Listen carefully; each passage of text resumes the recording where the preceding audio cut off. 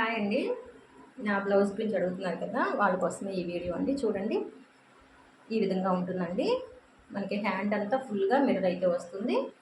Mirrors వచ్చేసి round షేప్లో 3 sides ఉన్నాయండి. అలాగే స్క్వేర్ షేప్లో ఒక మిర్రర్ ఉంటుంది. డిఫరెంట్ డిఫరెంట్ కలర్స్ అయితే వాడారు. థ్రెడ్ మగ్గం వర్క్ అండి, కంప్యూటర్ వర్క్ కాదు. మిర్రర్ కూడా గ్లాస్ మిర్రర్ కాదండి, లైట్ వెయిట్ అనమాట. అలాగే ఫ్రంట్ నెక్, బ్యాక్ నెక్ కూడా మనకి ఈ విధంగానే ఉంటుంది. చూడండి, మనకి ఫ్రంట్ బ్యాక్ కూడా ఇదే నెక్ ఉంటుంది.